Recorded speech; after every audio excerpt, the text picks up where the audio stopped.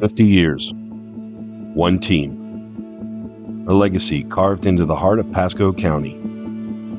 This is the story of Land O'Lakes Gator football.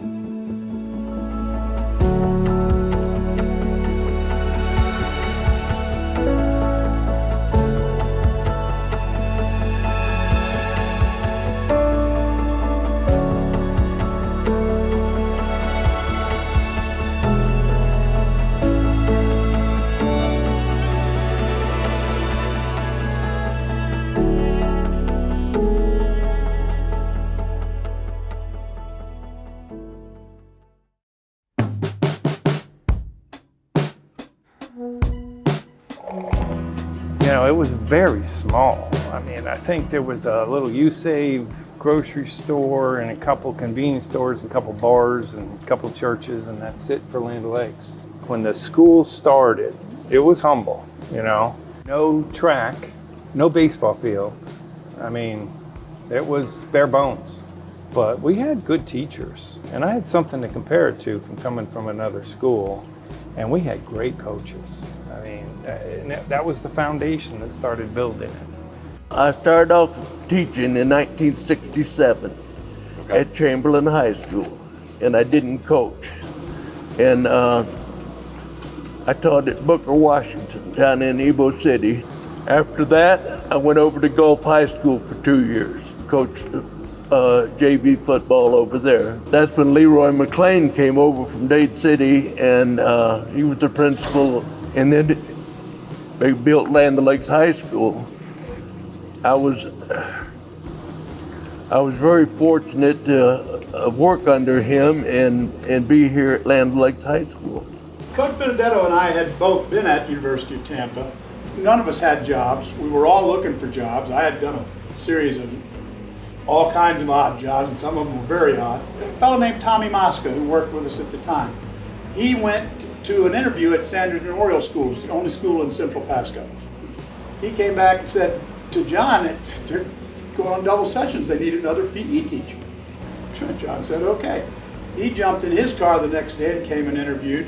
The guy I interviewed with was the new assistant principal there named Jerry English, the guy that we worked with forever, whose name was on the softball field. John comes back and he says, Al, you're an English guy. They're looking for an English teacher for the afternoon session.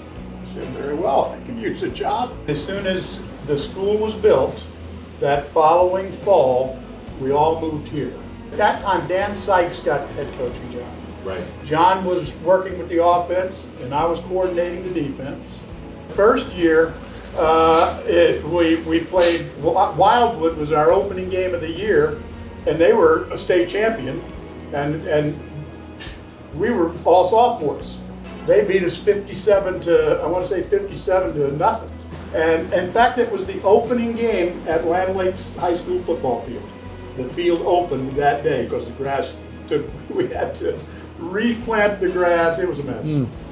And we did that for 2 years. First year, I think we won one game. We beat Crystal River.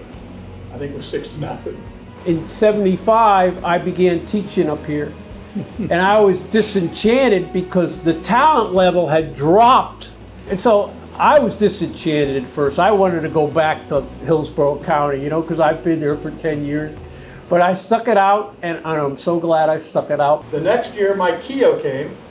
I think we won 5 games. After that, Dan took another job, and they interviewed us all, hired John, which was the right choice by far, because he was magic with the young people, just magic. And he said, you're going to be the defensive coordinator. I'm not going to mess with you. Do whatever you want. And for the next 35 years, 36 years, that's exactly what we did. Ask anyone what made Gators football so special, and they'd all tell you the same thing: the coaches. From its humble beginnings in 1975, Land O'Lakes High School would see a coaching staff whose bond was unlike anything seen before, and it would last for decades to come. Charlie McBride, Al Claggett, Bill Gebauer, and the man that would lead Gators football to the highest of heights. My name is John Benedetto. I'm the head football coach here at Land O'Lakes High School. The first thing I think of is Coach B. I mean, just that to me, like he was Land O'Lakes football to me. Like,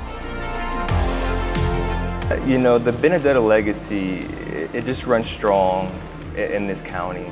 The name was Benedetto. Everybody knew about that name. You know, John was a tremendous coach. He was a good mentor of kids. He was not somebody who got really agitated, really angry, really fast. He had other guys for that. In 1977, John Benedetto became the head coach for the Gators. It didn't take long for him to begin implementing changes that would make a lasting impact and shape the community spirit of Gator football forever. When John became the head coach, he goes in and he looks at the equipment, and it's like, and he's sorting what's broken, and we have to have new equipment. And so he went to the parents and told them, I don't want to put your boys on the field wearing this poor quality stuff. We need to upgrade. And the parents, he showed them and talked to them, and they went, wow. And they went out, took out second mortgages on their homes and built the program. They bought new equipment, they helped build the stadium, they added the press box. There was, you know, because we were so small and new, we were just the basics. You got a field and a track around it, that's it. And they just started doing whatever needed to be done, and it was just amazing. John has always felt the privilege of working with their kids. That was a tremendous honor to him. He had a tremendous impact on my life and my career.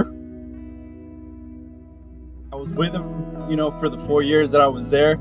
He gave me the opportunity to move up from JV to varsity my freshman year.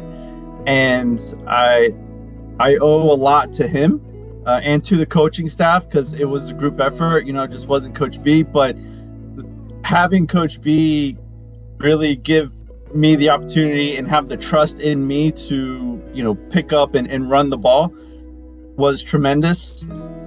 That's where I really learned about teamwork. And yeah, I could run the ball, but if it wasn't for the other 10 people on the field, none of this would have been possible. Coach Benedetto, first and foremost, was like a second dad.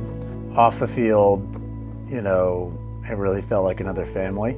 On the field, Coach Benedetto gave me a chance. I was a 14-year-old freshman, and he thought I could start. For whatever reason, he thought I had what it took, and so he took a big risk on me, believed in me, and I'll never forget that.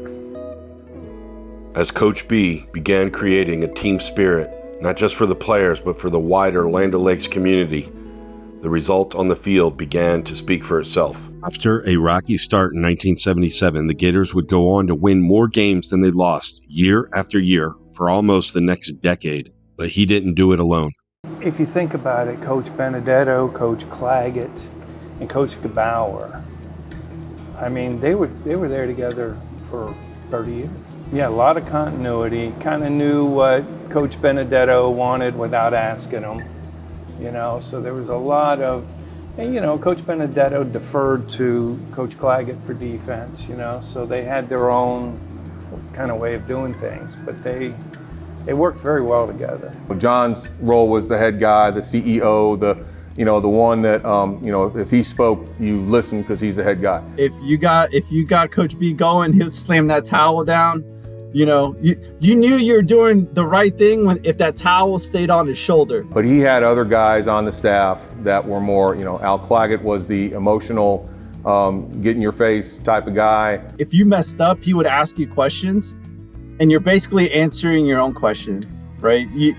He would lead you to the right question. He would drop nuggets along the way, but then he would eventually get you where you needed to be. Bill Gebauer was the more easygoing, teach the game type of guy. He was the coach that you were just really, really loose with. You know, he was joking but serious, and he would let you be the type of player that you are. He really didn't hold a player back, and hey, if you wanted to go hit somebody, he'll let you go hit somebody. Jerry English was the comic relief. and Charlie McBride, so a lot of those guys they filled certain roles, but they were great. They all knew each other very well, and so they really had a good chemistry with each other. Bill and I would stand behind the defense, and I would stand behind the defense, and I would bark at him.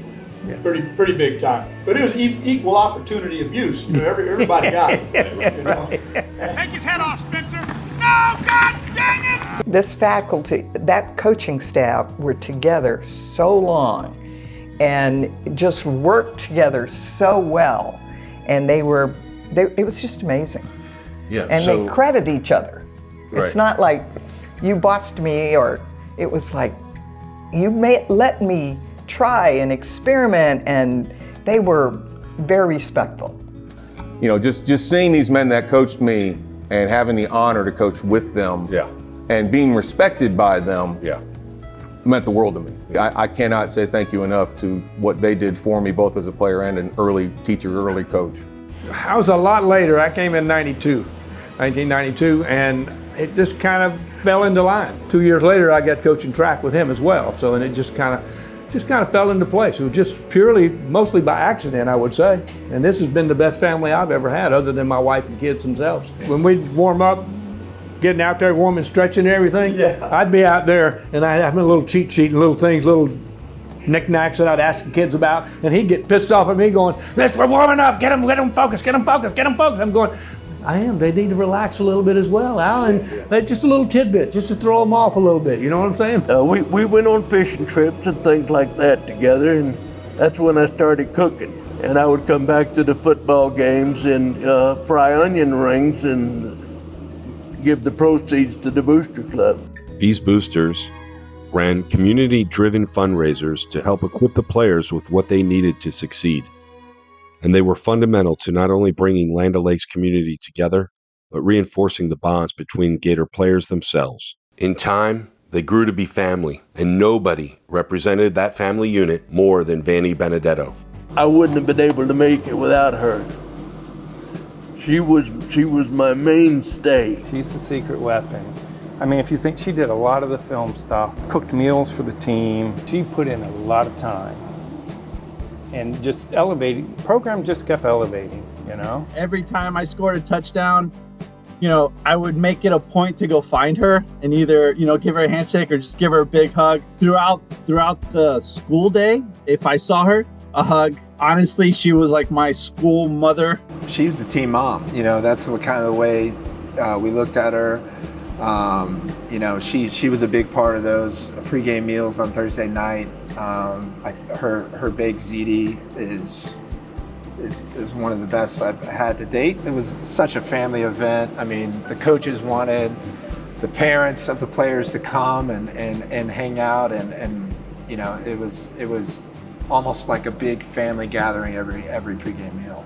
They did not think that they could win if they did not have my spaghetti sauce and, carb up the night before. So they were always here at my house the night before. And that's why I took over feeding the team. Oh my God, we had so much fun. We had our Thursday afternoon fun for like 3 years that our kids were playing together. So we could serve the boys and watch them and let them have time to be together. Because of the cooperation between the coaches, the community support, family involvement, those programs exceeded everybody's expectations. What's really cool about the coaches is that when we all left and went to go play college, so they would all come. Like Coach Ridgway would come, Gebauer would come, Claggett would come, Benedetto. They would drive to Jacksonville to come watch me play. Great coaches who cared about their kids, a community who cared about the football team and showed up for the games and supported us. Just can't say enough about the environment that they created. While Benedetto and the coaching staff made bold changes that led to continued successes, things didn't always work out for the Gators. The 80s and the 90s would see the Gators struggling to find victories on the field, and what victories they had would be hard fought. My senior class, we weren't the most successful on the field. I think we were 3-7. but we were a very tight-knit group. I just think that whole class was a pretty tight-knit group. We had some really, really good players. But then 86 came my senior year, and it was kind of, we kind of faded down a little bit. That was the years where we started to go down a little bit. I think we won, I want to say 5 games. It was something like that. Only 5 games in my first 3 years. Freshman, sophomore, junior year, we were not a good football team. But it was when things were hard, not easy, that the true abilities of the coaches was plain to see. What a coaching job by Coach Benedetto, though, because we ran the veer. We were like a triple option team. And then as we started getting into those years where it's like, okay, well, talent's drying up a little bit or something's going on here, we started getting new talent in, and he was able to take that veer and adapt and say, this is my talent now. Now we're gonna run the wide open spread passing game. John looked at his kids and he saw their good points and their bad points, and he developed his team around the talent. He used the kids to their ability more than anybody I ever saw. Coach Claggett's one of his biggest advantages is he figured out how to motivate you, and then he would do what he needed to do to motivate you. With me, it was crawl my rear end. The more you got after me, the angrier I got. The angrier I got, the harder I played. We were sending 165-pound guards out there. You know? And they were good enough. They were good enough. They were the best ones we could put on the field, and by God, they did the job. Would come off the ball, get in contact, keep their feet moving. We started running that veer offense. Heck, we'd run the inside dive play 7, 8, 9 times in a row, and they wouldn't stop it. And John would say, well, they're not going to stop it. Keep running the inside dive. And so we did. We ran the veer until we got a quarterback. I mean, we had good quarterbacks running the veer, but none of them were the guy that was going to go back, set his feet, find the open receiver, and hit him with it. And then we had a couple of years, and then we got Drew Weatherford. When we got Drew, that changed things substantially, because Drew was legit.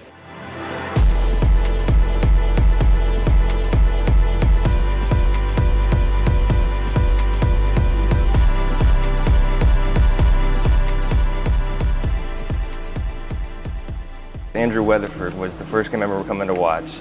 Came with my brother and my dad to come watch a game and watch a Gator great. You know, he played both sides of the ball and it was electric. You know, stands are going crazy, had the student section going wild. It's a blast to watch that. They get talked about a lot for good reason. Not just because they were good on the field. It was just a great family. The history of Land O'Lakes football is filled with the makings of legends, from coaches to players.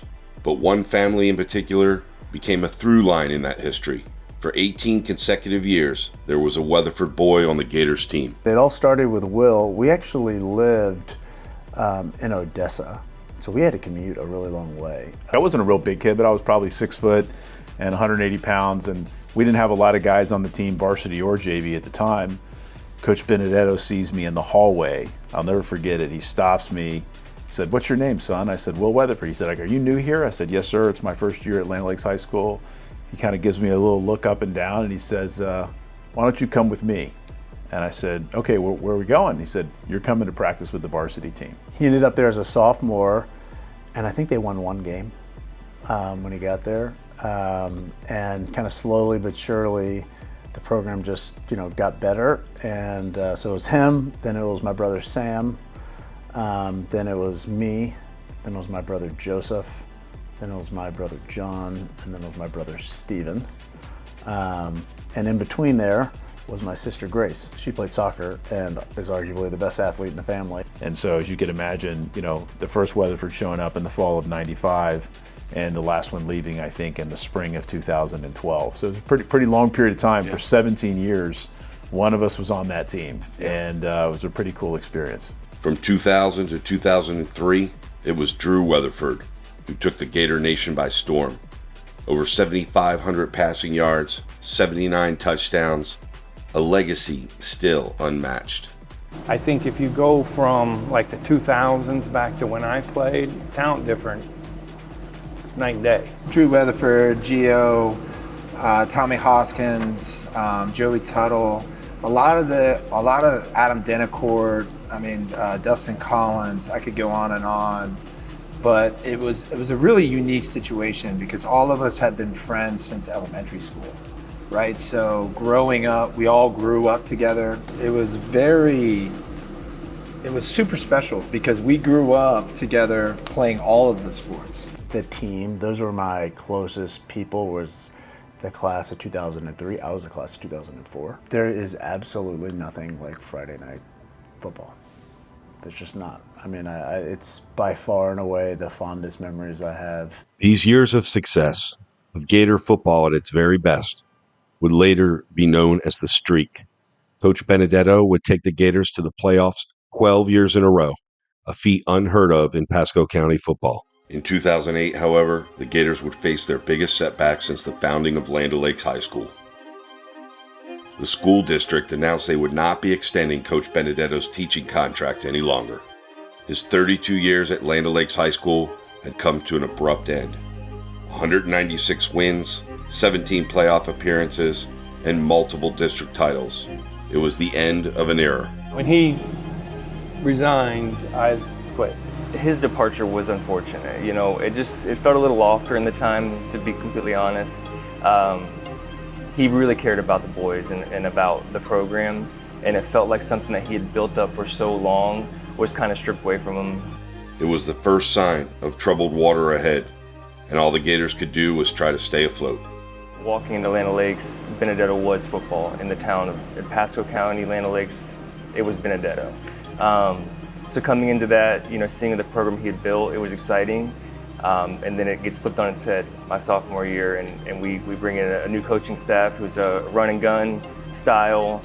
We kind of revamped the program into more of a college style move where we're working out way more often than we ever had been before, pushing harder than we ever had before.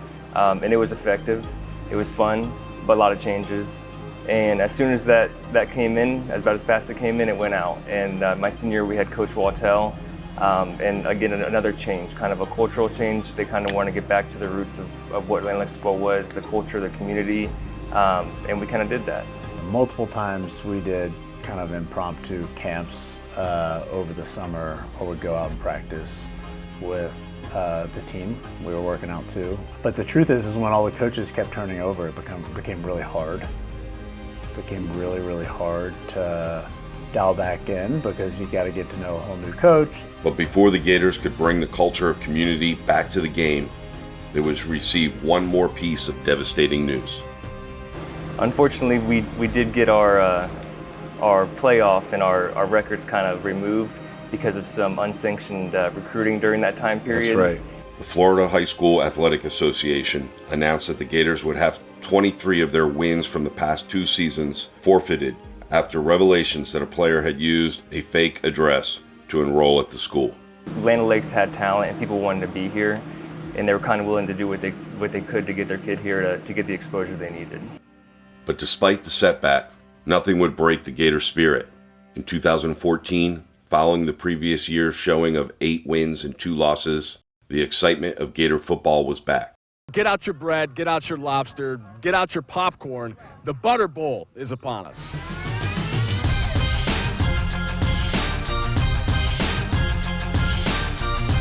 You hear the Butter Bowl, just a great rivalry. It's intense, man. It's 2 schools. They're about 3-4 miles apart, I think. Our school got split in half, and all the kids in the community all live together, know each other. It kind of brings everybody together. They're friends, but when Friday nights hit, man, it's on.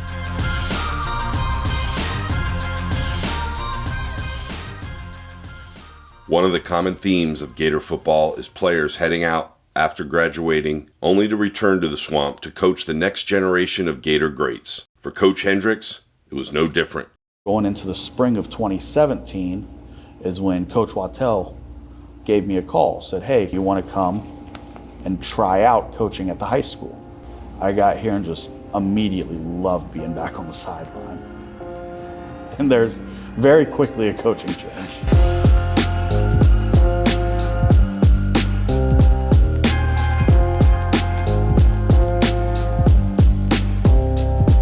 In comes Coach Walker a couple months later. Wanted to run a very college-style program, and that's when I got elevated from, I was a JV coach under Coach Wattell. Got elevated when Coach Walker got here to be a varsity coach. Then they hired Coach Bond. Coach Bond got promoted. He was the defensive coordinator under Coach Walker. And then Coach Walker left, they promoted Coach Bond to head coach. And then at that point, Coach Bond came to me and promoted me from linebackers to be the defensive coordinator. So that was my first season as the defensive coordinator. The next few years would prove tough for the Gators. Facing loss after loss, the COVID pandemic did little to help, and they finished 2020 season with 1 win and 7 defeats. But even in the tough times, the Gator spirit stood strong. And in 2021, they decided it was time to regain some control and play the game on their own terms. We went independent that year. Felt we needed a little bit of a reset as a program. Get some wins, have the guys gain some confidence and feel. So we lightened up the schedule a little bit, went independent, stepped out of the FHSAA for a year. That season we were 9-1. The following season is where I would say it really paid dividends. Coach Bond had hired Coach Goodspeed to come in and coach the offensive line. And then at that point, Coach Bond left. They did their coaching search and they hired Coach Goodspeed, and loves the kids, he cares for the kids. He has a great, demeanor about him when he coaches, and he knows his stuff. All pretty good qualities of a head coach. So when he got hired, it was a no-brainer to stay around and stay on staff. In 2022, under the new leadership of Coach Dan Goodspeed, the Gators were back. 9 wins with only 2 defeats. District champions. A new era had arrived. But Gator football is more than just a game. Win or lose, there is a community built around this team that has always and will always show up for them.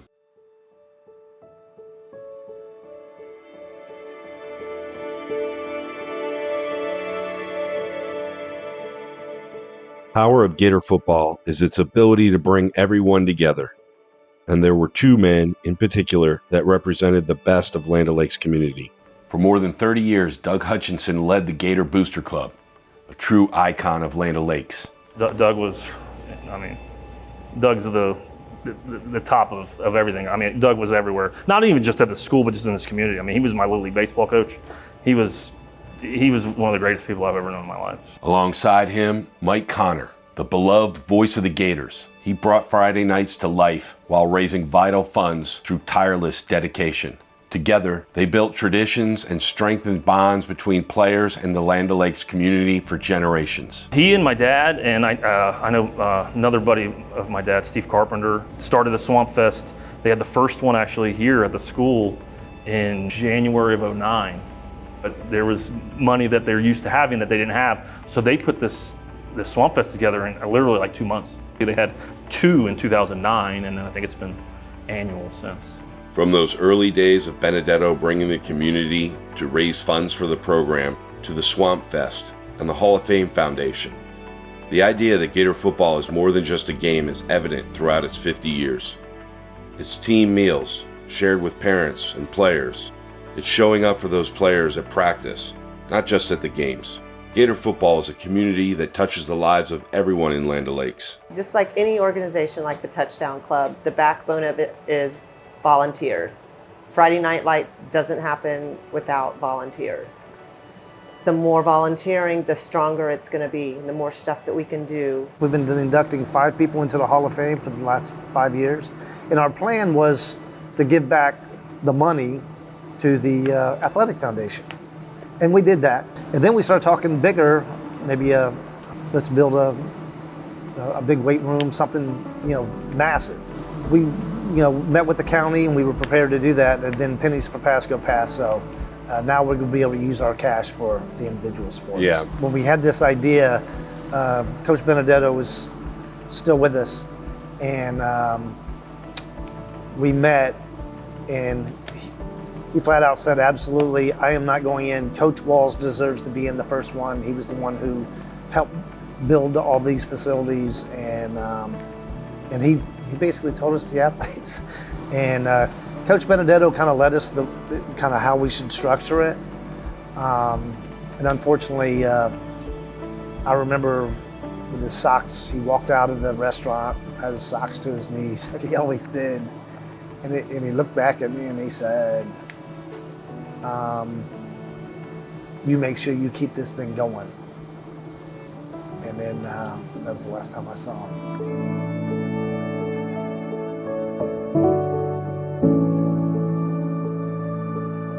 And in 2012, the stadium was officially renamed to honor the man who started it all, Coach John Benedetto.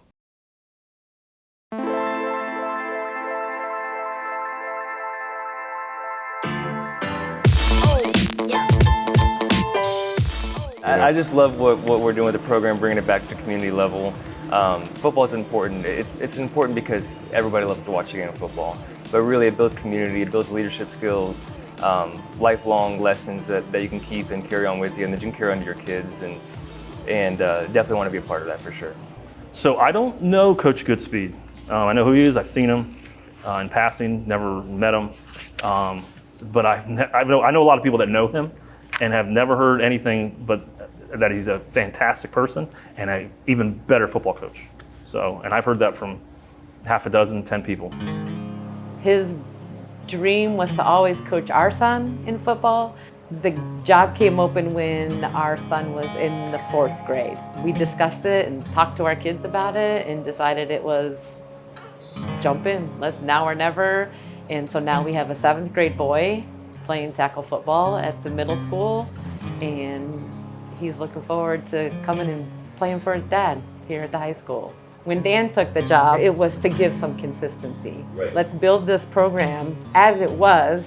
Let's bring it back to those times where when our kids, selfishly, our son plays, all his friends are there. We want them to have that experience too. My feeling is what I want to do for, my community and a service on a sport that I'm very passionate for and love, and I think it changes a lot of these young men's lives. And what better place to do it in your community that I've been here for so long, and Amy and I really love it, and we love raising our children here. And I think the community's been overwhelming supportive of what we're doing here. Yeah. And I just hope it just keeps growing from there, because obviously it takes some time to restore a program to its prior capacity and its glory. I mean, all the work that we have done, just not just football, making the stadium look nicer for games, trying to find them work if they don't go off to college, and the traditions we're starting, going into the locker room after the game, standing in front of the band, just different things like that. Yeah. And I think that kind of feeds into all of it, is kind of wrapping in there, and hopefully that is the formula for success, working with the young kids in the community, being there and just growing, being homegrown, and growing those players up to be players. It's hard not to draw parallels between Coach Benedetto and Coach Goodspeed, particularly in their family's involvement in Gator football and the wider Land O'Lakes community. Perhaps that's the crucial ingredient to Gator success. Whatever it is, it's Dan Goodspeed who's writing the next chapter of Gator history, and it looks to be a good one. Do you have any words of wisdom, anything to impart on the linemen that are going to strap up here in about, 12, 13 days? Always have your teammates back, no matter what they do, no matter what they say, because they're going to love you. No matter what, in the end, they're going to love you. And play hard and have fun, because that's what we did. And number 2, I think probably more than anything, I tell them that it really doesn't matter at the end what happens. What matters is how hard you play. Because at the end, when it's over with, one way or the other, you're going to feel good about yourself if you know you played hard. Practice, but the more time you spend preparing before practice and after practice and stuff, the better off you're going to be. The bonds that you make in the grind is they last a lifetime. So, it goes by fast. Yeah. It goes by really fast. So enjoy it. Take advantage of the opportunities that you get. Make the most of them. It's a great time, and cherish every moment of it, and give it your all, because it's over quick. In the eras that we've been great, what made us great was a willingness to sacrifice for one another. Don't leave anything on that field. Put it all out there, because I promise you, you're not going to regret diving for that ball, going the extra effort, pushing through the toughness, the hurt, all of that. It's going to be worth it in the end. The last thing you want to do is walk off that field and say, what more could I have done? What I would tell the athletes would be to look to their left and right. What is their individual purpose? What are you here to do? Are you here for yourselves, or are you here for those individuals left and right? Have that purpose as your foundation. The community's a little bit different, but you still represent Land O'Lakes. You still represent Land O'Lakes High School. You are still a Land O'Lakes Gator. And just so everybody knows my loyalty, I still got my Land O'Lakes Gator helmet. So live and die Land O'Lakes, Gators, right? If you're competing in a game type situation with your school's name on your chest, right, that just elevates the level of competition. It's the ultimate team game. Yeah, it is. It really is. Everybody's got to work together. Everybody's got to do their job, and it's the ultimate team. That's what it is.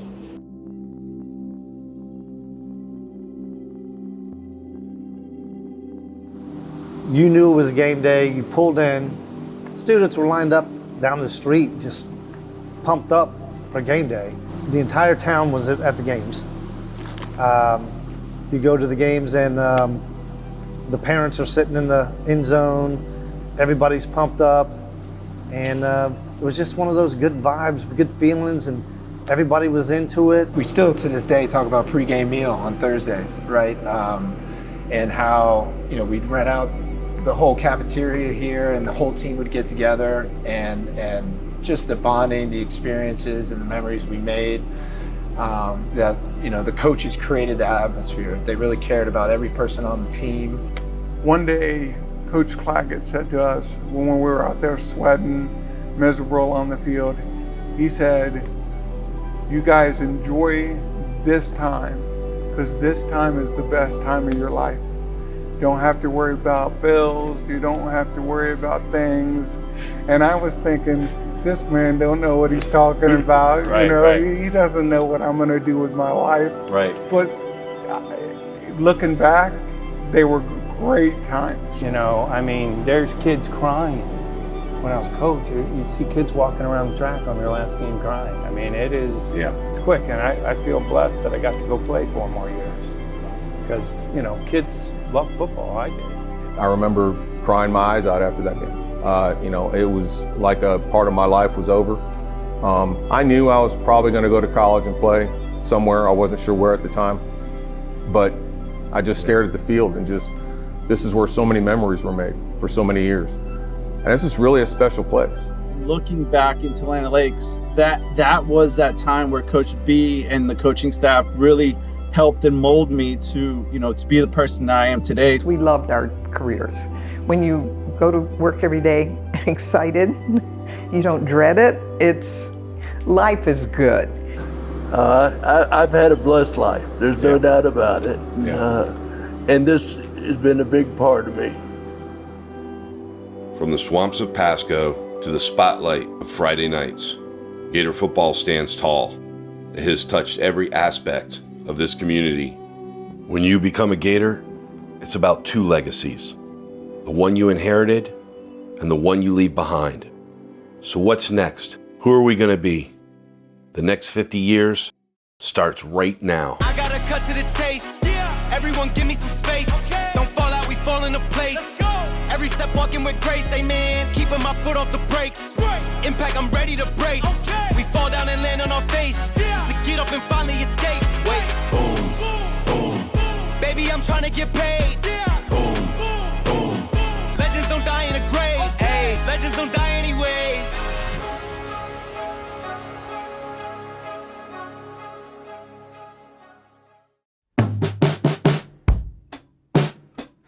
You didn't know back then what you've been knowing now. Before the broken skin and letting your love out, playing the tape again. Benedetto went and played Sykes at Zephyr Hills and beat him. Did you hear that story? Oh yeah. But we also went to Zephyr Hills on a full moon and got whooped bad. Oh, really? can't tell you the things we did after the game, though. Yeah, some stuff is, you know, Yeah, some top of the stuff's secret. off topic. Yeah, yeah. One day he came in with one brown shoe and one black shoe, and we were all looking and said, Jerry. He says, oh, shoes on feet, everything's okay. But I loved coaching the kickoff team. That was my favorite. Yeah. That was my favorite because you got to put all the psychos on that thing, all the fast ones that would just, you know, knock the hell out of people and stuff. We sent somebody in from the locker room, Chris Van Patten. Nobody was up here, and we're all out on the field. And he comes up the door and says, "Well, somebody open that door." He's banging on the door. We go, "Chris, we're all out here, buddy." They call it a dead cat. That's the name of it. Yeah.